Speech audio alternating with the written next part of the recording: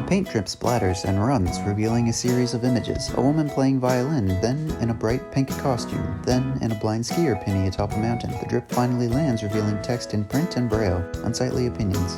Hi, welcome to Unsightly Opinions. My name's Tamara. Today, I am going to be talking all about how much money I make as a monetized blind YouTuber with 2,500 subscribers. I think you might be surprised as to what I make. Without further ado, let's dive in. In 2022, I released 22 shorts and 33 long-form videos. Over the course of the year, I separated my time into a couple of categories. I had planning time, filming time, editing time, and miscellaneous time. I spent over 44 hours and 50 minutes planning videos over the course of the year, over 80 hours filming content, 233 hours editing content, and 24 hours and 20 minutes on other tasks like descriptions and tagging, for a grand total of over 382 hours on videos last year. These numbers are severely underreported, so take them with a grain of salt. I definitely put more hours in than I kept track of because I'd continually forget that I was keeping track of hours. Over the course of the year, I received over 100,000 views. On long-form videos, I got over 77,000 views. On short-form videos, I got 35,000 views. And YouTube gave my videos or suggested my videos to 1.1 million people. Now to get into some fun channel demographics, most of my viewers are between 18 and 35 years old. I have slightly more female to male viewers at 54% female.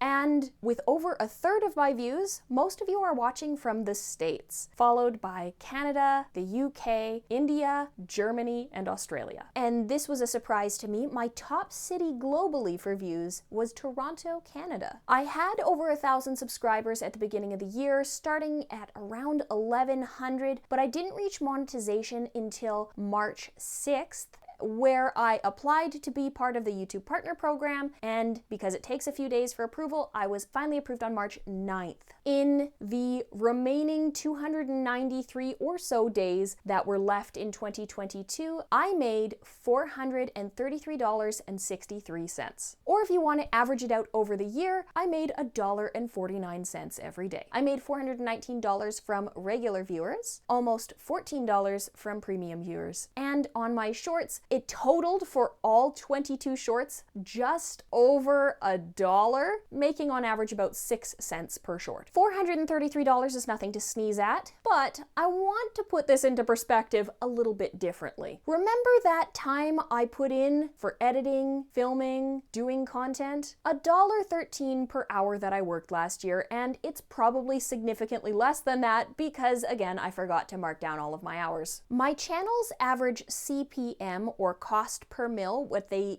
pay me essentially per 1,000 views, is averaged out to $9.54, which is generally pretty good, but in the range of where most channels sit. Now, let's get into my best and worst videos of the year. My most successful video was how to use a white cane, which got 9,558 views over the course of the year, followed by questions about albinism, which personally I think is the most cringy video and the second video I ever uploaded. I can't even watch it at this point. And third was blind cooking tips and tricks. How to use a white cane was also my most profitable video, making $46 alone from that single video. My worst video over the course of the year was blind gardening, which took a ridiculous amount of time to film because it was filmed over the course of months and only made about $2. My most viewed short was What is on my white cane, with over 5,100 views, followed by What is a Perkins Brailler and Why do blind people wear sunglasses? However, the video titled Why do blind people have red eyes netted 92 cents with 2,900 views. My second most viewed, the Perkins Brailler, made a grand total of $0.00. Unclear why on that one. It wasn't demonetized. To be fully transparent, off of YouTube, I also run a Patreon page where I currently have 2 patrons, which makes video production a lot easier because it helps offset some of the costs. It says I should make on average about $136 a month, but after the taxes and fees and everything Patreon takes, I end up averaging about $106 a month off of Patreon, for a total for the year of $1,281 made from Patreon. I am not actively trying to make money on YouTube, and I don't know that I'll ever get there. For me, YouTube acts as a social platform where people know what I stand for when I do other work outside of YouTube, like consulting. So over the course of the year, I want to tell you what I paid in to making the channel better. I bought a $250 lav to help fix some audio problems. I had to invest, and this hurt me, $900 towards hard drives to archive video footage, $100 to get better editing software to help streamline the editing process for me, $575 out of pocket for products like canes and tips, and that was only for 2 videos. There is more. $200 on a P.O. box so that when people were trying to send me goods to decide if I was going to review them, they weren't being sent directly to my house to protect my privacy. Editing Tamara popping in, I found a few more things I spent money on. There was also $93 for a light box for reviews, $38 for a USB cable, $24 for an LED bulb, $209 for a stream deck that was required for both a presentation and some things I was doing on and off YouTube, $15 for an SD card reader, $67 for a vision simulator, and $16 for a green screen. And that totaled $2,333.47. Because I did no paid sponsorships, I had no other income streams coming in directly from YouTube. The grand total between Patreon and YouTube ended up being $1,714.32, which means I lost over $200 this year in terms of what I spent and made on YouTube. So for where I am, I